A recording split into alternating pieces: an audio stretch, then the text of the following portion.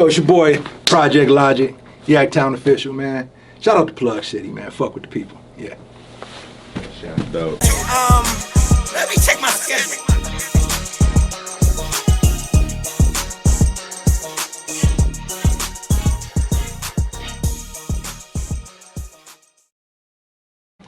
So, Dope Ideas Media, you know what I'm saying? Hank Nation TV.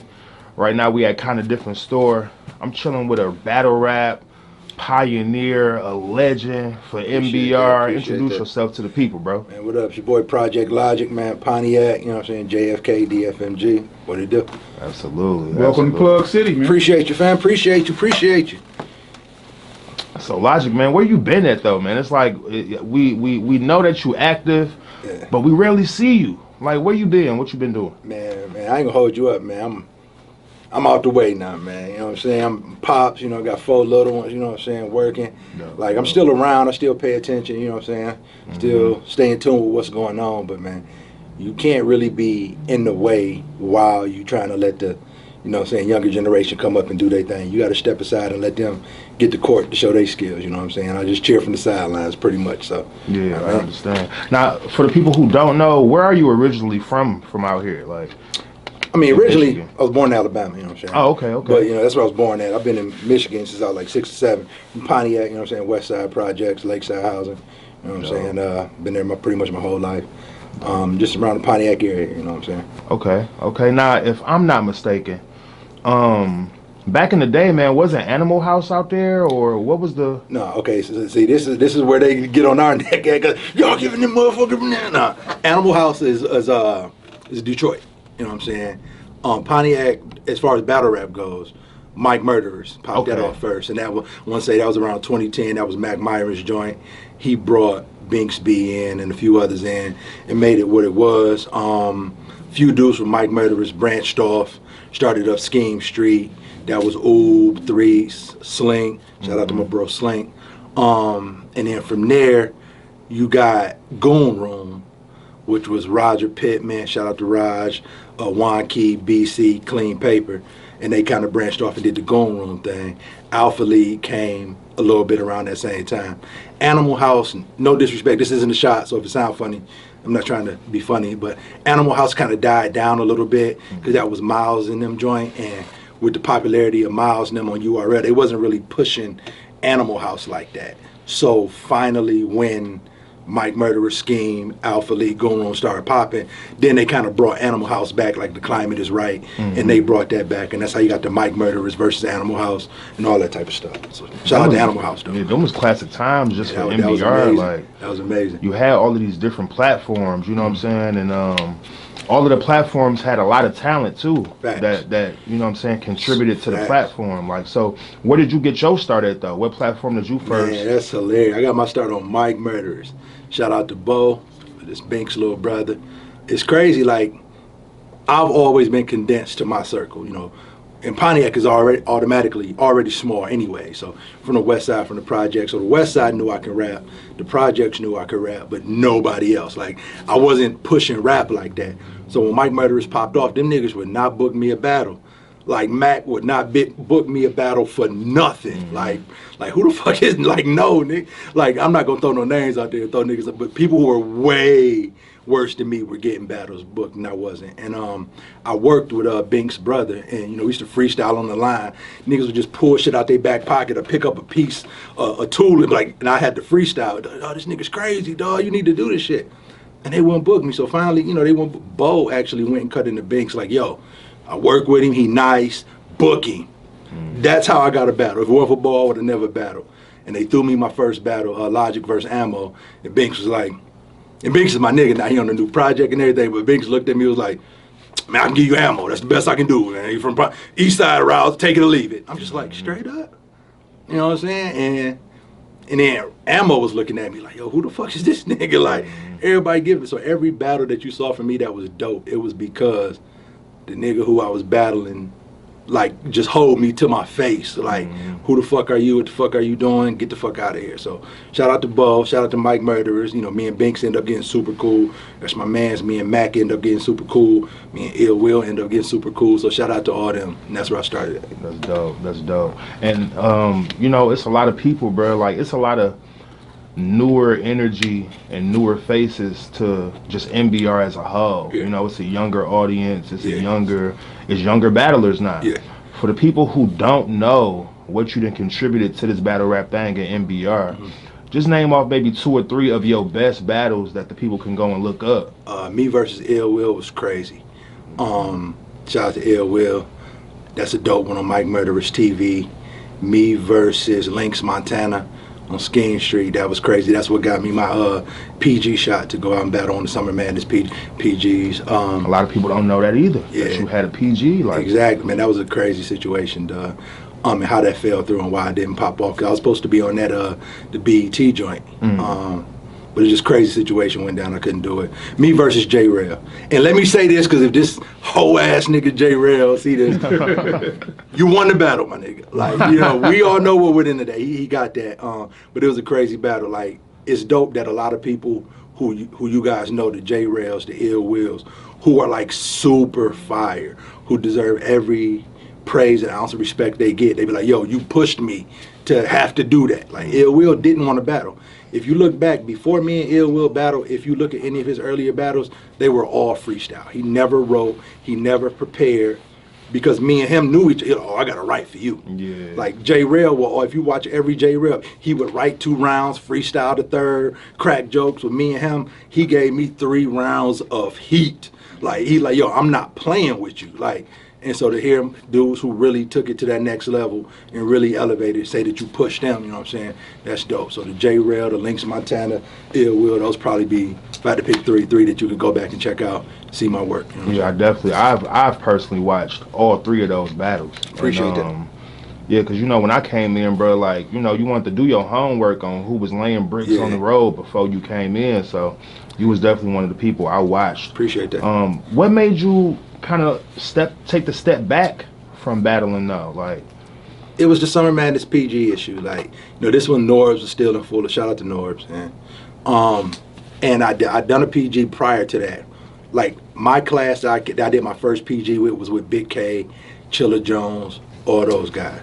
And back then, you know, the way they kind of used to do the PGs was if you didn't already have some energy behind you, or if they weren't already pushing you, if you body bagged the nigga on the PG, your shit didn't drop. coming out, right? You know what I'm saying? Or if you got body bagged, your shit didn't drop. I battled Lotta Zay's brother Lance, 3-0'd him, had the whole building rocking.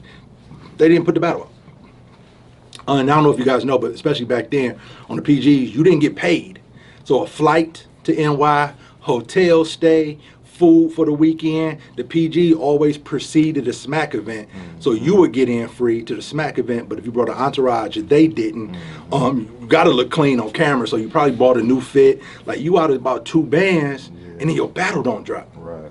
So that was like, bro, like, and then you find out your battle didn't drop because he wasn't dope. Like, come on, like, I put in work. So, you know, I kind of like, fuck it at that point, and kind of left it alone. That's why I started battling like once or twice a year. I battled Lynx Montana. Norbs was there, caught a body. He was like, yo, what happened? Come out, do the PG, yada, yada, yada, so on and so forth. You know, we got the BET shit popping. If you know what I'm saying, that could be a possibility. Went out, did the PG, battled GE. GE dope. Caught a body. Ooh. Caught that body. Yeah, I wigged that battle. Like, I went crazy. And what ended up happening, Norbs asked me after that battle, his words were, if the BET freestyle, I can't remember what it was called, part of my memory, but if the BET is available, would that be something you'd be interested in? I'm like, fuck yeah, like, hell yeah, on TV, nigga. Ill Will was there last year, another yak nigga this year, like, let's go. Right. And that same PG, I think Snow battled AJ Double. Oh, okay. Anubis battle. I think it was St. Mike. It was the rooftop PG. And I'm like, hell yeah, let's go. He was like, I think I'm going to be able to make that work for you. I'm like, bet. This was 2013.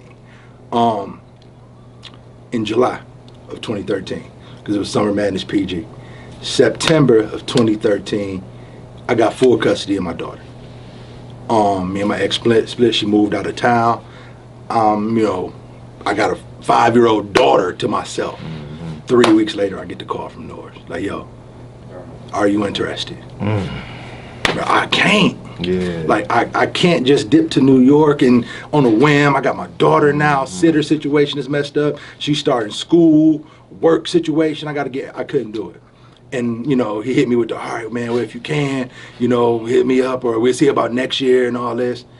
And, man, just knowing that I could have been on BET and made that pop and knowing what I could have brought to that, no disrespect, but it's hard at that point, 2013, it's hard to go from BET to Logic versus Deal the Monster. Right. Or Logic versus, I worked, you worked your ass off to get to the league, can't make the draft, and they say, all right, we'll come back and play in college. Right. I did that. It hurts. You know what I'm saying? It's hard to get motivated for them $300 and $400 battles when you seen Snow. I don't know if a lot of people know, but off of Snow getting on the BET Freestyle Friday, he got an endorsement from a blunt rap company. Like Snow was on blunt raps. You know what I'm saying? He had so many different opportunities coming, seeing with Ill Will, getting on Summer Madness, and it was just like, bro. Then seeing T-Top took off because of that. Briz took off because of that. And it was just like Logic versus MC Pontiac. I just couldn't get motivated for it after that. That's kind of really what happened for real. I can hold you up. Well, I guess that really answered my next question. Was it not, for lack of better terms, discouraging, but was it just like a, damn, I didn't almost saw the mountaintop. I didn't damn near touched it, and now, my love for it then died. Like, see, my love for rap started out two things. One, because of skill, and two, because of competition. Like me and JC used to shut Great Lakes Crossing down. Like we used to battle back 2010, 2011. Like we had so many people in that little Star Theater holding area just going, they thought scrap was about to happen. They called the police and everything. And it was always an energy of, I fuck with you, but I'm gonna rip your head off, dog. And it wasn't the smack type of battle. It was the old Philly, you spit a bar, I spit bar, back and forth like that. And that was crazy, you know what I'm saying? Like I told you with the me and Ammo situation, with the me and Jay Hustle situation, my second battle, this nigga just hold my life. Like, nigga, I got a record deal, I got songs with Remy Ma, I've been on the radio, I got a 70, and you think you gonna fuck? This nigga told me to my face, our battle, shout out to Hustle, it's my nigga.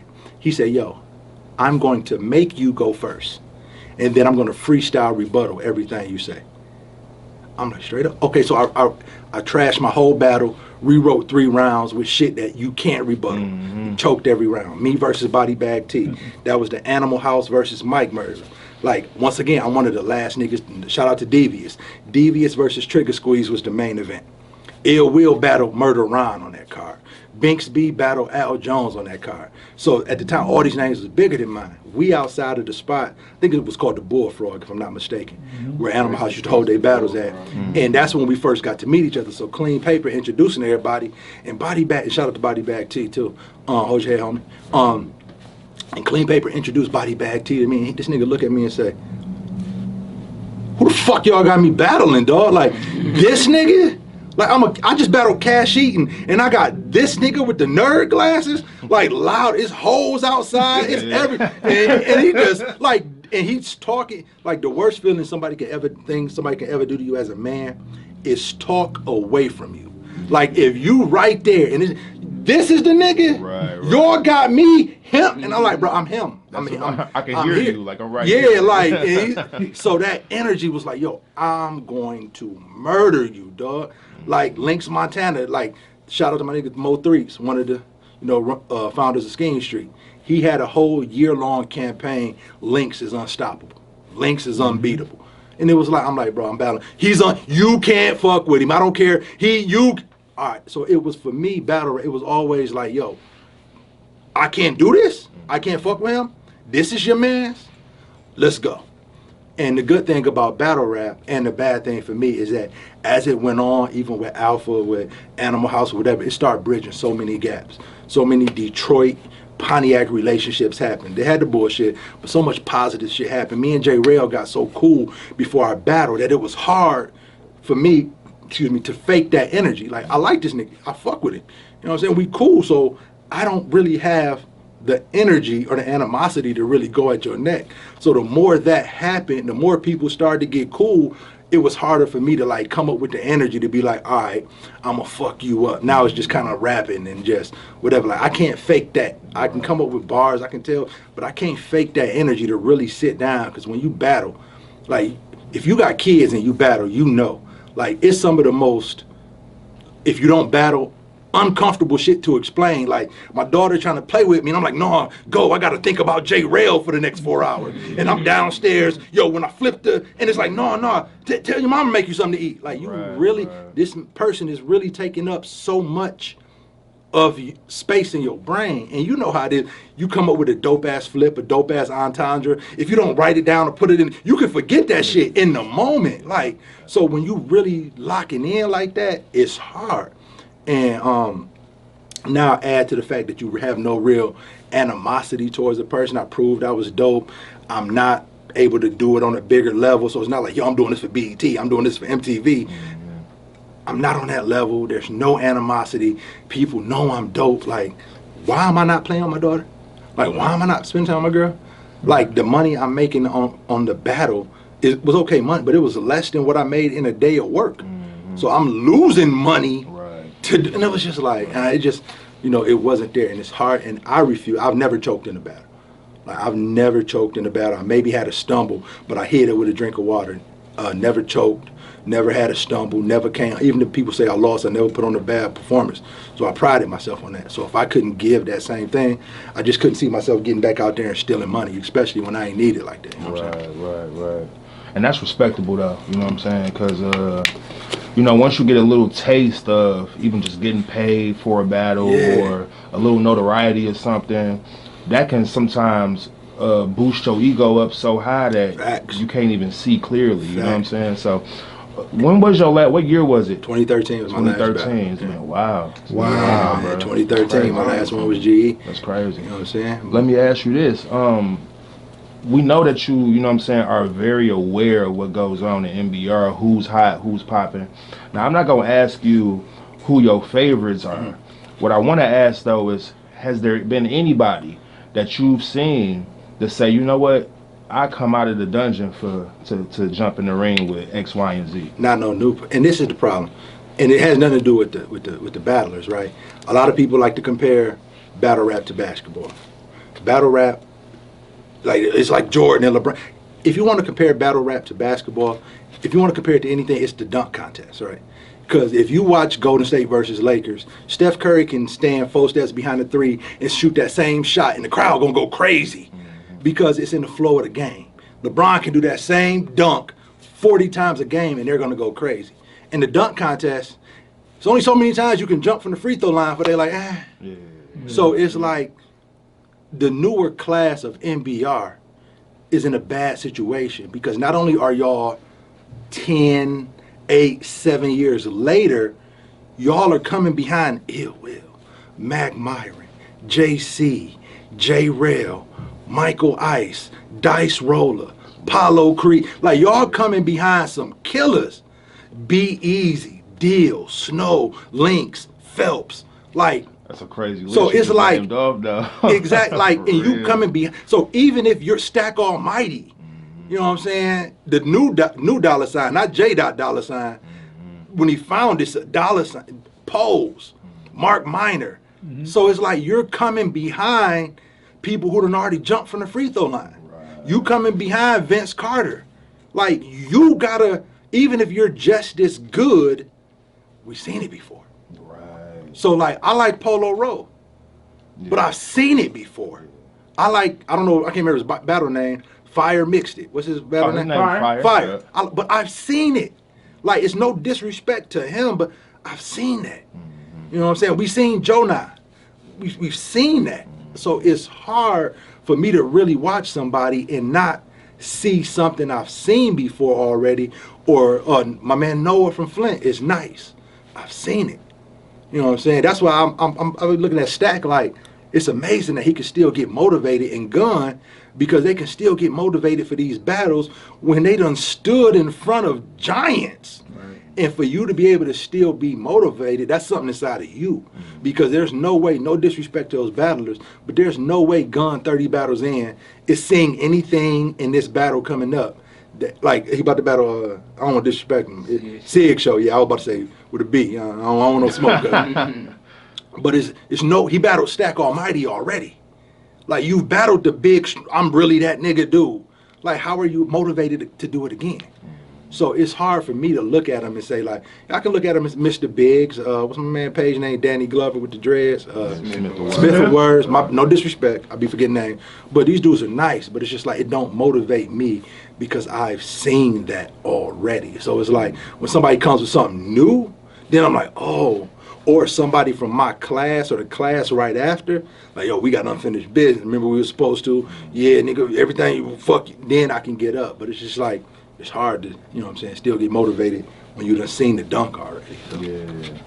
And that's you know, that's very understandable though. You know what I'm saying? I can understand what you mean when you say, like, we done seen that before, we done seen this act before. Like, I can understand that. So just to jump off of battle rap for a minute, you've been gone close to 10 years as far as that goes, but I know you've been working on some new music or like, tell us about what you've been working on or what you already got out or.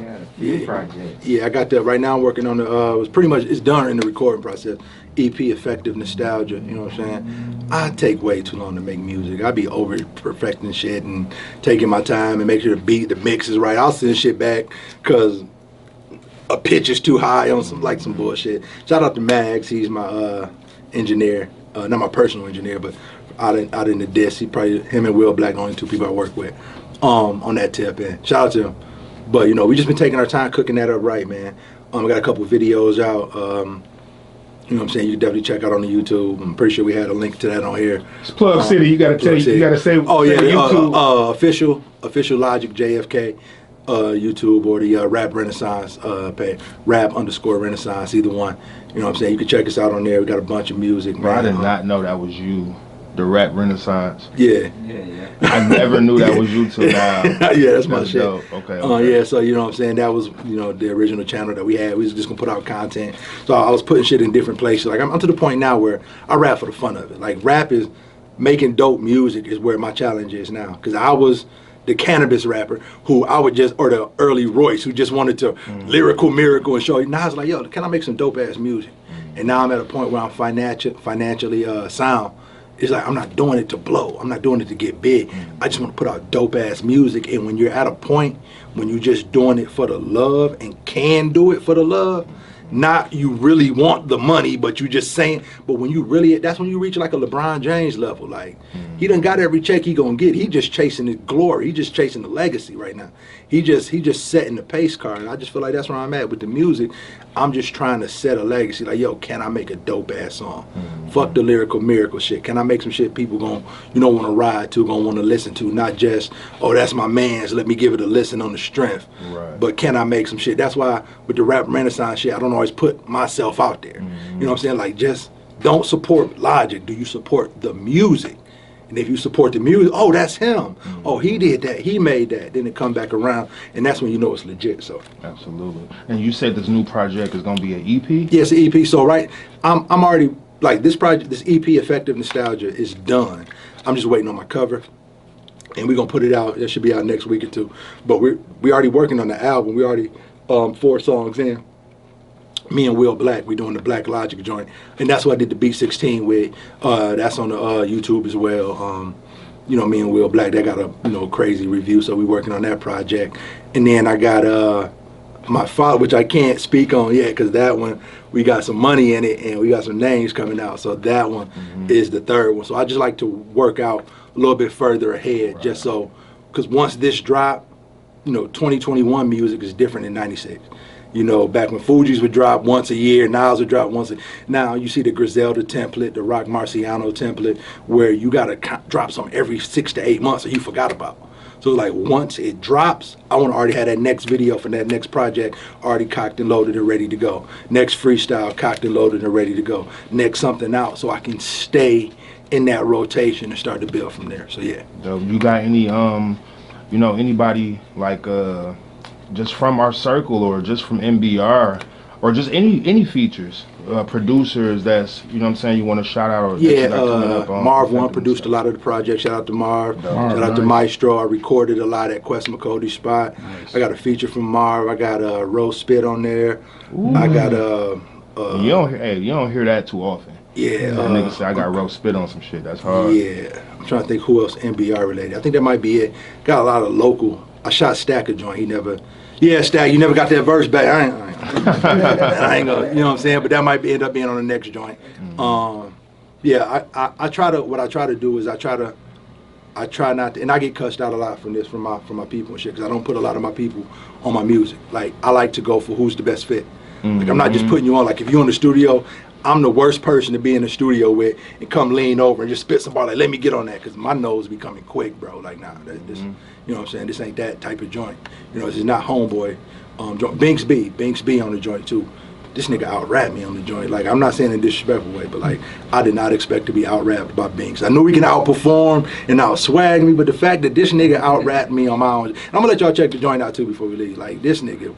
See, what you do is keep his verse and then just go re-record yours. You know what? And I actually did that, but he knew I did it, because I said, yo, give me a verse like this. And he was like, bet. And we get to the studio, and he gave me a verse like that. That totally changed the dynamic of the song. And he like, are you about to record yours? I'm like, no, I'm not recording mine. Right. Like, that's not what we was doing. That's not what we agreed on. We shook on something different. And, yo, you want me to change it? Fuck no. I'm just now going to alter what I did to make sure it now fits the energy of the song. And it made a super dope song. And I know Binks pissed at me right now, because we shot that video back in May.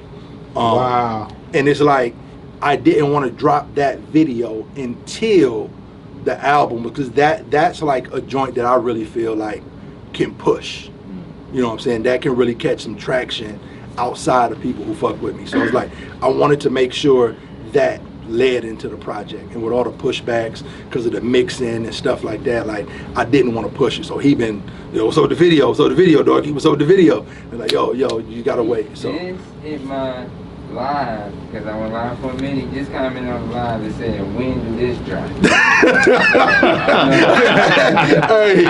hey, Binks is definitely, like, Binks, the dope thing about Binks is that's my nigga too, and I didn't grow up with Binks. We got cool earlier. We from rival sides of town. Hate Binks, love Binks, indifferent. He is one of the most authentic motherfuckers you ever gonna meet. How he feel about you, you will know. You won't have to ask. And when he believes in what's going on, he will push your shit just as hard or harder than you will push your shit. Like, this nigga is hitting me up about promoting my project. The project, not his song. Right. The project. Like, you gotta respect that. You know what I'm saying? So shout out to Binks. That's my motherfucking nigga. Like, for real. I fuck with Binks. So shout out to him.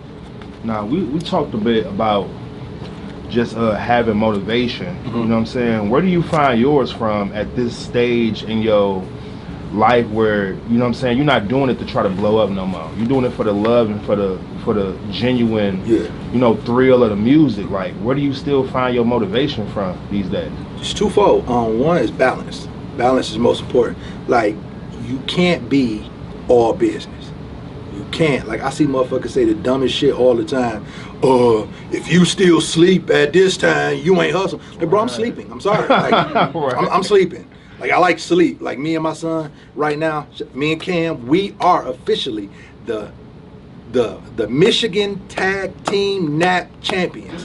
Any father-son combo want to go at us on the nap tip, hit my line. We will out, bro. Classic naps, vintage, authentic naps, couch naps, floor with the pallet, on the bed, sitting on the seat, TV on, TV off, before dinner, after dinner, pre-lunch, post-lunch. Bro, any venue y'all want to nap at, holla at us. We're unbeatable. But you gotta have balance, man. You can't be all hustle. You can't be all business. You gotta have something that, why am I working? Why am I doing all of this? So I can have fun. You go to work to make money, to provide, and then enjoy. If you're not enjoying, why are you working? So for me, I enjoy lyrics. I enjoy words. I enjoy rapping. I enjoy music. There's nothing in life that I do that isn't made better when I put a song on. So the enjoyment of it is, important. Finding something that you have to have a balance is important. And also, like I said, pushing myself, like, yo, can I do this? Like, I'm almost 40, like in 2020, like, can I still make music that somebody that's 19, yo, I fuck with that. I didn't think I would fuck with that, but y'all, okay, can I do that? I've proven I can rap. Can I make dope music that's gonna stand the test of time? And that's just where the challenge is for me. Do I enjoy it? You have to have a hobby, and then now the challenge. So that's my motivation with music. Now, who are some people that just even influenced you, early on, coming up as a consumer of the game, to want to transition and be an artist? Like, who influenced you to do that? I'll go mainstream and I'll go local. I told the story a few times to people who know me, but not in general. Gun really made me want to rap. Like, in high school, Michigan was one of the first people who were our age who was putting out CDs that everybody was listening to. Like, I remember one of his first fucking magazine, I'm unsigned, hype, the type, everything I write be fatter than cellulite. Like, and I remember that, and the reason I remember that whole verse, and I'm not gonna rap it off, but the reason I remember that verse, because that's when I was getting my feet wet in school and the parties as far as rapping. And every time I spit a fucking verse, niggas be like, dawg, you dope, but you ain't better than Gun. Like, yo, nigga. So y'all knew each other back then? then? Yeah, we went to the same high school. You know what I'm saying? And we just kind of knew each other in passing. It wasn't super cool, but we knew each other. And, his name was ringing in high school for the rapping and the freestyles and all that.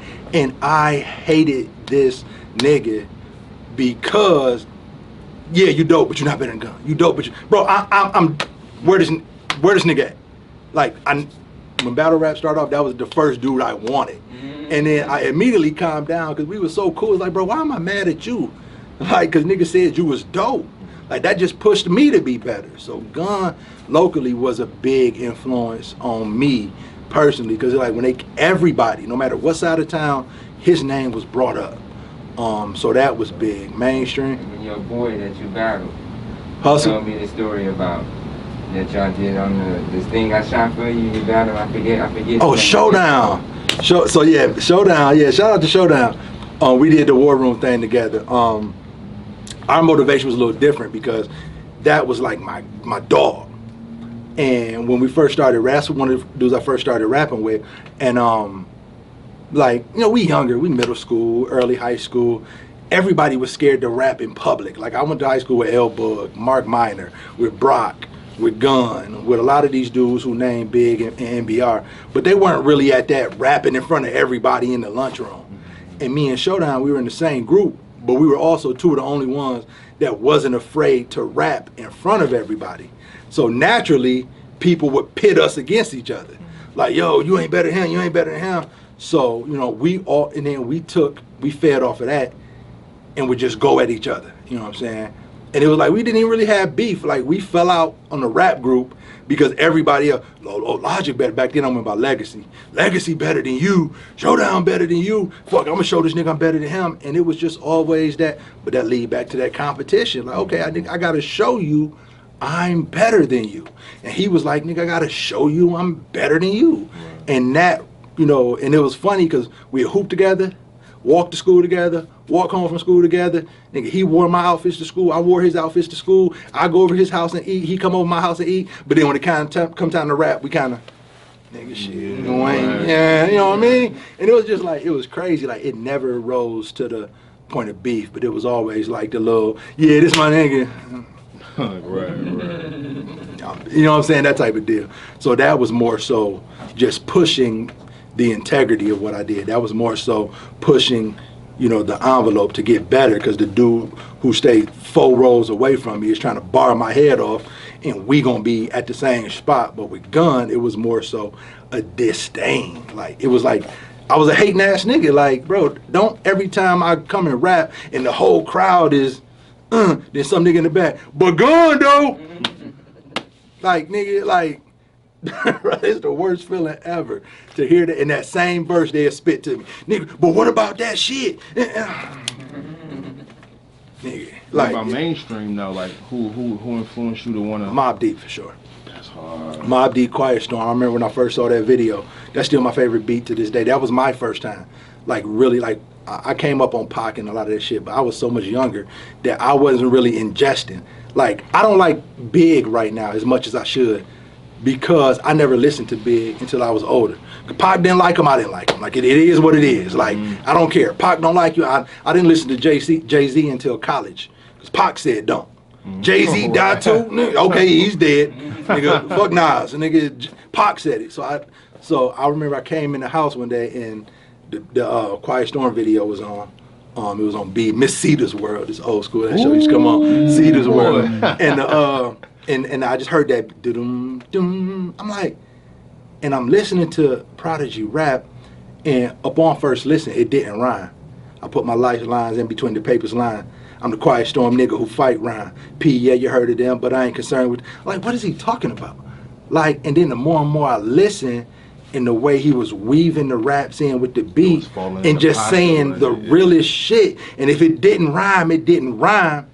I spent too many nights sniffing coke, getting right, wasting my life. Now I'm trying to make things right.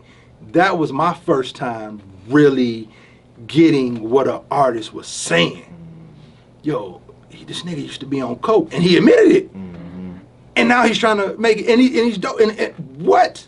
Bro, I recorded that video the next time it came on VHS, sat in front of the VCR with my pen and was rewinding and wrote the words down so I could memorize the shit and rap the shit. And that was my first time. Cause I used to rap like Bone Thugs and Harmony back then. Like that was my favorite group. I used to try to rap that fast. Dude, that was my first time. Like, yo, no, slow this shit down and say something. And it's fire. And locally, Pontiac, for my age group, I was like one of the first ones really doing that. Let's talk that real shit. Like all y'all guns in the air. I was like, yo, nigga, talking about the Jets, talking about the Roaches, talking about the Rats, talking about not having shit. Yeah, coming to school every day, we was poor for sure. Looking at your J shit, I might just take yours. That was some shit that I said in like 9th grade that got a lot of reaction. But it was just like, in 9th grade, who was admitting they was poor?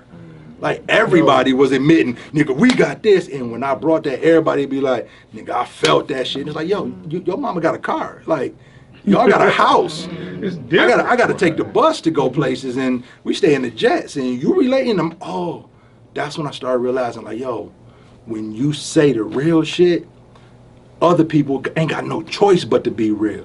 When they eyes go up, when you spit that line about using the stove to heat the crib up, oh, I thought y'all had a. Okay, you don't. You know what I'm talking about. Right. So we ain't too far-fetched, and that's why I always kind of went that route because of Mobb Deep, and that inspired me to be. Now you got this whole emo rap, thing going on. It's popular now. Back then it really wasn't, but that's just kind of what got me to wanting to do that. Mobb Deep, Quiet Storm. Now, is that where you found yourself to become Logic, like who we know today, though? Like, yeah, Logic started off as a acronym, leaning on God's interconnection. Oh, that's hard right there. Yeah, and it was just like, what I'm saying, for me, because people always had an argument of, faith versus common sense, faith versus logic, whatever. So I just intertwined them both together. Like logic can be faith. Like you can logically have faith. You can logically believe. Right now, you don't know what your wife doing when you at work, but you got faith. You know what I'm saying? And that faith is based on what? You don't know what your kids are doing when they leave your crib. Right. So you know what I'm saying? And a lot of time that faith, that logic is bridged by something. 2 + 2 is 4. Why? Because somebody told you. Who told you that? What bridges that? And so, for me, faith bridged my logic. Like, what I'm saying? I'm not the biggest Christian or Muslim. I study a lot of religions. I study a lot of information. But it was just like, for me, finding myself, it was understanding that it doesn't have to be one or the other. I was the nigga from the Jets who hung around everybody in the streets, but I got A's and B's. You know what I'm saying? I knew when it was time to get that work done. I was the nigga who hung around the niggas who got bread in the street, walked straight from school to Old Country Buffet, worked 8 hours busting tables, and then came home. Like, always had common sense. I tried to dabble in the streets for a minute, and that was a bad do. But, you know what I'm saying, it wasn't for me. But I always understood that something, you know, had to bridge wherever you're trying to get to. So when I really started finding myself is when I understood that. It was just like, yo, I can be the smart nigga from the hood and go battle and talk hood shit because I was there, but also throw some smart shit in there too. You know, I can put a little bit of Kool-Aid in the medicine. Right. And that was just how I came up with that long-ass analogy, but yeah. No, that's dope, though. That's dope. Before we cut the cameras on earlier, me and you kicked it a little bit, and we noticed that you considerably slimmer than what we know you, at least the last time I just think like. Yeah. So just talk to us, bro, about first what you've been doing to get that going, and how important is health at this stage right now. Health is wealth, man. Shout out to Dre and Adriana Jeter at the Fit Factory, man. You know, I got a personal trainer now. I'm working out 5 days a week. Man, I had to put the Popeyes down, put the lick down, man. I never was a big smoker, never really smoked for real, you know what I'm saying? And just start focusing on, you know, getting healthy, man, you know what I'm saying? Because, man, you know, I got a 2-year-old, you know what I'm saying? His energy is through the roof, you know what I'm saying? And it's like, when about 2 times I run around the couch and you tired, bro, it's like, bro, the moment you, if you notice as a parent, the moment you stop playing with your kids, the moment you stop watching TV with your kids, the moment you stop letting them sleep in your bed, it's the moment they get in trouble. Because they got to find something else to do now. Or daddy ain't chasing me, or let me go grab a knife. Like, put it down. Or let me grab the remote. Let me pour some water on it. Like, so the moment they break away from you, that's when they go have to find stuff for their own. Yeah. So the longer you can be around them, the longer you can guide them. So when you're running around the couch, hey, watch out for the wall, because you can hurt yourself. If you ain't there to guide them, you're going to run into that wall. You can learn a lesson by somebody telling you. You can learn a lesson by somebody showing you. The moment you can't go outside and hoop with them, you know what I'm saying, you're going to find some other shit to get in trouble doing. So it was just like, yo, I want to have that energy to be there. Like, not just sitting on the couch, go play. Like, yo, let me go play with you. You know what I'm saying? Let me run around with you. And he just showed me how much shape I was not in. like, all right, oh, you don't get tired? Come on, daddy. Yeah. Do again. Come on. Grabbing my hand, put down. Come on. I'm like, but do you feel better now? I feel way different, way better. Just, you know, changing the diet. And for me, I need to get a personal trainer because logic. I know shit. I know, but I'm not gonna do all the shit I'm supposed to do. But let me put a couple $100 down to a personal trainer. Now it's like, so what you gonna do? You gonna waste $500, or you just gonna put the chicken down? And at that point, that's a little bit more motivation. You know what I'm saying? You know what I'm saying? Nowhere near where I need to be. But shout out to the Fit Factory, man. I definitely rock with them. They definitely hold you accountable, you know what I'm saying? It feel good, man. Drinking water instead of the leg, no juice, no Gatorade, feeling good. So, how, I noticed with everything you do, you very planned out, like strategically. Yeah. Everything from me working with you before, that whole thing was planned out. You knew exactly what you wanted me to do, what the other rappers was going to do and everything. So, and then with your projects and everything, like you working 2-3 projects ahead. Yeah. How did you get like that where you plan everything and become so strategic? I always, and my girl, she'll probably, you know, she hate when I say this shit, but I live by it like, yo, I'm very good at not getting in a bad situation. Once we in a bad situation, like, I don't know. You know what I'm saying? I understand what my strengths are. And my strength is planning things out, thinking things out in the head. And that's what I use to make sure shit gets done. Like, I get, you know, you can't just drop, like, if I play football, I got to be the starter. Like, I'm not the dude who coming off the bench and bringing us back from 30. Like, I'm the dude who gonna make sure that we keep the lead. I'm the game manager quarterback. I'm not gonna fuck it up. I know the plays, I know how to run, I know what I need to do. And that's where I excel at, with the battles. My shit gotta be rolled out. I used to plan my hand movements and shit in the battle, like, just so I know, so I don't get thrown off, you know what I'm saying? It's just like, that's just how my brain works. I can put things in a plan, I can see things a little bit further out, and that way, no matter what happens, I'm not flustered. With the event we did, we had a couple things that didn't go right, but I already knew that could happen. So it's like, okay, I'm not flustered. Okay, we're gonna do this, we're gonna do that. The bottles is here, the drinks is here, the food is there, camera right there, y'all right here, y'all, oh, you're not where you need to be, cool, sub you in, get you right there, move this camera right there. Let's get, because I've thought it out, as opposed to sitting there, dang, what are we gonna do? What are we gonna do? And that's just always what worked for me, like knowing. And it's Achilles heel too, because now when you work with a lot of different people who don't do that, and then, you know, you get to a video shoot, yeah, we just gonna kind of bro, I just sent you a whole detailed syllabus of what we doing for this video. And you're like, yeah, y'all kind of seen it. Nigga, I spent 3 days working on that. Like, and we just going, but then the video comes out super fucking dope, and it's just like, so I just spent 3 days trying to plan out what you just came up with in 30 seconds, and it's just as dope, if not better. And that was gonna be my next question. Do it benefit you to be? Because I, in my mind, it will. Like, in my mind, I think that's a great thing to do, to have everything planned out. We know things go wrong, Yeah. but you can always wing if it's something go wrong. You can wing it. But if you prepare for everything else, you know what I'm saying, one thing going wrong shouldn't throw it off, in my mind. It can be a crutch, though. You know what I'm saying? Because just like now with the working out shit, like I got 5 bottles of water in the car. You know what I'm saying? I made my food before I came, and then I made me a to-go plate. Because I'm the type of nigga that when I'm hungry, and I'm riding by that Popeyes, you know what I'm saying? But if I got my food right there with me, I'm good to go. I got something right there. Now, the moment I don't have that food right there, what's going to happen? You know what I'm saying? The moment I'm in a situation where I can't plan it out immediately, what's going to happen? So it can be a handicap, too, you know what I'm saying?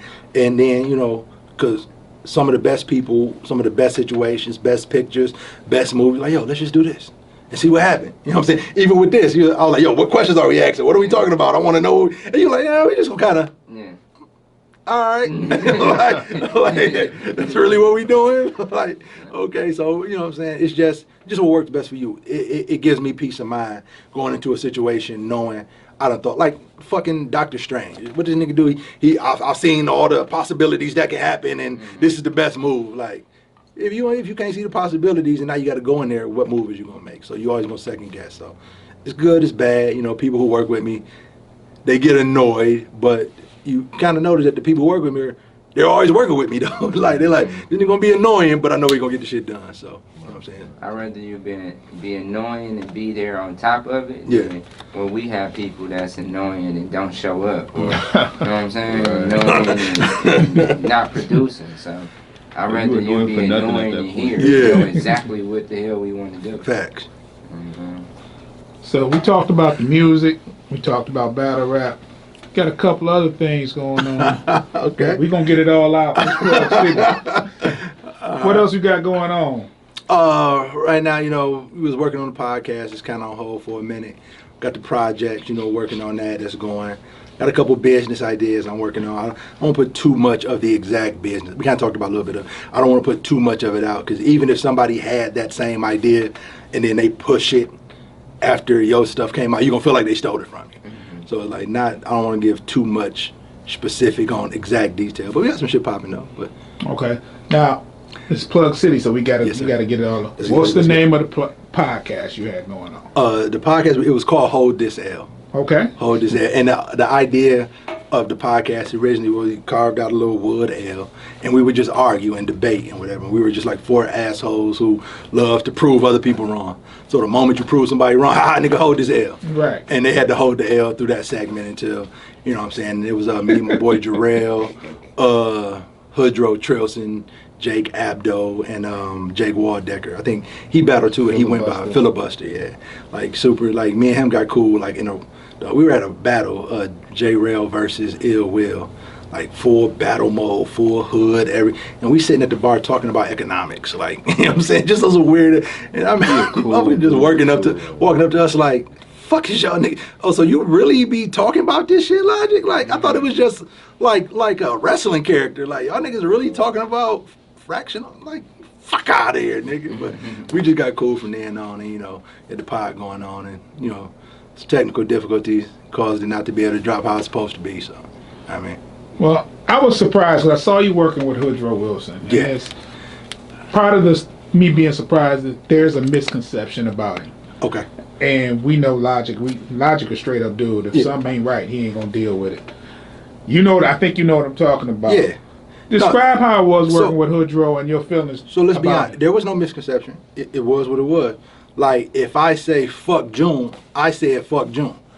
If that's what I said. Right. Now, if there was some context to that fuck June that you didn't hear or you weren't privy to, and you come up to me to check me like, nigga, what you was talking about, fuck June?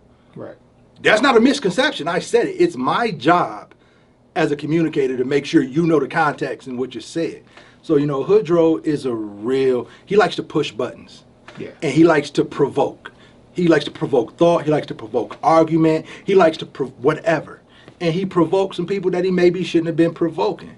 And when me and Rail was coming up with the idea for the podcast, that's what we wanted.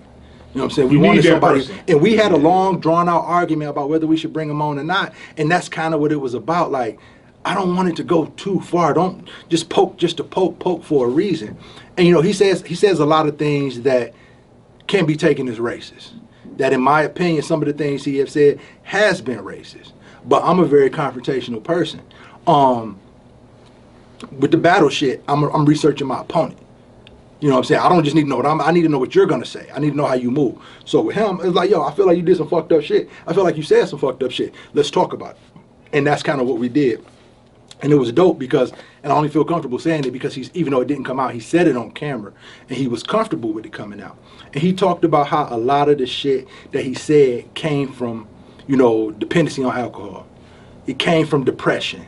It came from him, like, I remember it was a scene in this movie Crash, one of my favorite movies, when the dude was like, have you ever just, you know, just wanted to crash into somebody just to feel something? Right. You know, sometimes when you're so depressed and you feel such a certain type of way, even negative conversation from people feels good because they talking to me. They're communicating with me. Me getting them under their skin lets me know that what I say matters.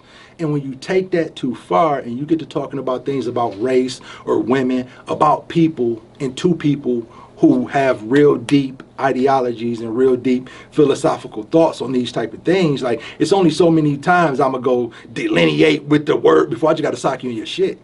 And, you know, we held him accountable for that, and we talked about that, and he opened up about it, and it was a super dope episode. It was a super dope conversation to hear a person who you can look at like, yo, Hood, I really don't fuck with you like that. But you need to say this because people need to understand what goes on with people like you, why you feel that way, why you say those things. And we talked rap, we talked music, we talked politics, we talked gay versus heterosexual. We talked about everything, all the shit that he just bashes and talk. And, you know, and it came out, it was a dope convo. You know what I'm saying? I'm kind of pissed. You know, just talking about it now is pissing me off because it was dope to hear it from that perspective and from people, from white people at the table, from black people at the table who ain't gonna. I remember the engineer forgot to hit the button a couple of times. He in the conversation like yo, hit the button. Oh, yeah. Like, you know what I'm saying? Like, it was dope, man.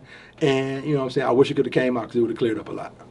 I saw on a YouTube where you had this, you announced Sweet 16. Ladies and gentlemen, Patty Murphy. Let's go. Let's talk about it. So, what was your idea for Sweet 16? And this was about 3 years ago, right? Yeah, about 2016, 2017. Okay. So let's just discuss and get it out the way because it's no issue.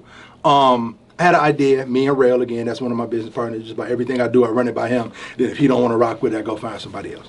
So we created Rap Renaissance, which was just supposed to be like a complex, like a one-stop shop for everything hip-hop, all these different shows, all these different ideas. And we came up with the Sweet 16 Cypher Series Challenge. And what it was we get local producers to send in beats, and then we put names in the hat. We get everybody in the spot live, put names in the hat, and y'all two ciphering against each other. Not battling, not dissing. And we had judges in the building. They judged it and that type of deal. And one of the people we initially reached out to who judged, who was part of the process, was Oob. This was 2017. I ended up getting a different job. Schedule changed. I couldn't push it.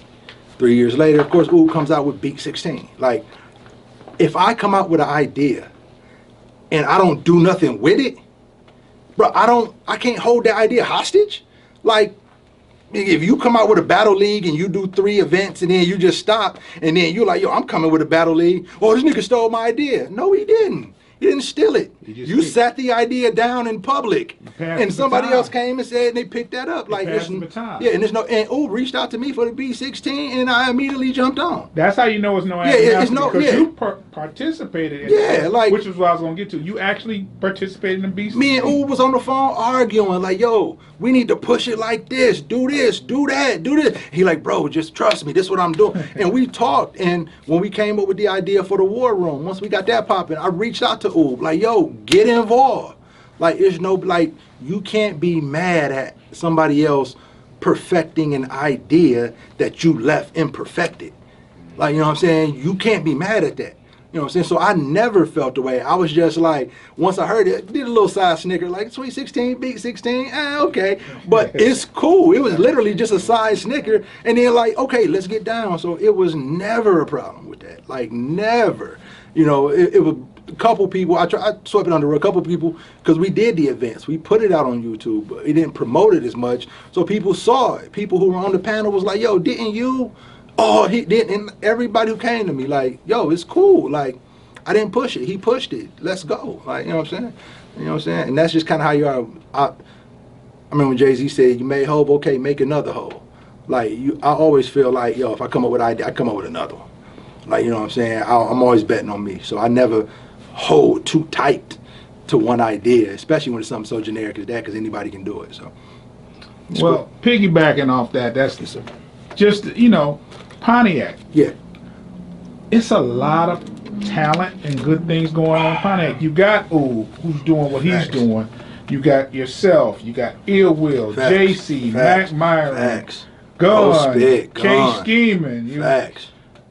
How does that make you feel? All these people in Pontiac with all these things to bring to the You table. only named battle rap. Yeah, only named battle rap. We ain't getting a one below. We I ain't didn't getting get into decompose. exactly. We ain't even getting a Coupe de Real cutter. Like, it's so much. But what I learned is, What's the guy, not to cut you off, the guy you had battle Tez, he fired. Dale Gotti. Dale Gotti. Dale Gotti. He on my single cinematic. He way younger. He a younger dude, you know. And so many people. He's super dope, man. He got his own vibe, man. Dale Gotti. People, oh, that's a vibe. Like, Dale vibe. Like, he's dope. Driz, that's my bro. Driz is the most cocky, arrogant, lovable motherfucker. Like, Driz is a dude who dope. He gonna tell you he dope, and you gonna want to say he not dope just because he told you, but you know he dope, so you can't say it. Like, bro, I fuck with Driz. Shout out to Driz. But yeah, man, what I learned is, man, being from Pontiac, having the opportunity to go different places. When you look at Atlanta, when you look at New York, when you look at California, when you look at these different places, these different hubs, Miami, it's something that they can look directly to. You know what I'm saying? If you from Harlem and Cam come through the block in Harlem, you know what I'm saying, in the pink Lambo, whatever, and say, yo, I'm from your block, your building, this is what I did, this is what you need to do, this is how you get there. You from Atlanta and all these different people coming through, and you can see the direct link on how to get there. Then you're more willing to listen to ideas because you seen Young Thug come out in the dress and it worked. You seen Cameron and them come out with all pink and it worked. You seen the rappers who just metaphorically, I'm scoring the authority. And then you seen the people who just did the Panama. And so now you're more open to ideas because you've seen them work. When you from somewhere like Pontiac, you have yet to see an idea work like that. The biggest thing we have right now is DDG. But he left Pontiac to get on, you know what I'm saying? So there's nobody you can really look at to say, follow this step to a million. So nobody wants to collab on ideas. They want to see you do it, you push it, you make money, and then let me stand right next to you. Mm-hmm. No, fam, you can't stand next to me now. You can be in the room, but you're just not at this table. Because this table is reserved, the Rockefeller table is reserved for Biggs, Jay, and Dane. Everybody else, y'all can be in the room. Sit over there. You know what I'm saying? The 300 Entertainment, that table is reserved for the people who was there from the beginning. The Cash Money, the No Limit, these tables are reserved. The TDE, the Dreamville, these tables are reserved, fam, for the people who was there from the beginning. Mm-hmm. And in Pontiac, it's hard to get people to latch on to ideas and really invest money when they have yet to see it work. What makes your idea better than what Coupe de Real did? What makes yours better than what Decompose and One Below did? What makes yours better than what Rose Spit did? When does a record label ever came and got a nigga from the Yak? When does an NBA team ever draft a nigga from the Yak? So it's hard to get people to buy in to the idea. You have to do it on your own and then get people to buy into what you're doing. So it just makes it, and I think that's the story of any small city. You know what I'm saying? Any small city you go to, you know, Pontiac is just lucky to be in Oakland County. Like, we really like a country ass city. We ain't got a grocery store, we ain't got a mall, we ain't got a movie theater, we ain't got a bowling alley. We just lucky to be in an area close to Detroit, close to Bloomfield, close to all these other places, but we got a real small city mentality. So before we close this out, All right. the man Ice came up with something. So look, bro, like this ain't nothing new under the sun, but I wanted to start trying to introduce this to the Plug City podcast real Alright. quick. And you're gonna be the first guest that we do this with real quick. So it's really just a simple word association game, bro. I'm Got you on the hot seat. I'm gonna name some names. It's Okay. 10 names. All right, bet. You gotta just give me one word about what you feel about them or what you feel describes No them. elaboration, just one No word. nothing. Just one word associating with these names. All right, cool. Cool. All right, with you that. ready? Yeah. Mac Myron. Pioneer. Michigan. So many words, man. Frustrated. Binks B. My nigga. That's 2 words. Yeah, man. no, But no, we gonna let you rock. Though. We gonna let you rock. That's We gonna fine, let you rock. that's fine. Dollar sign. Oh man. Next. Paulo Creed.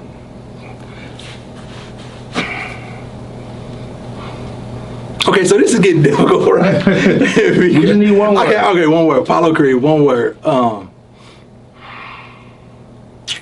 Potential. Impose.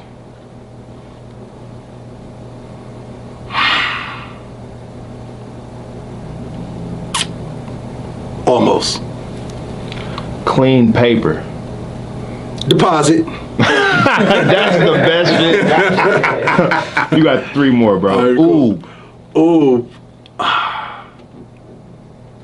Ideologist. Slink.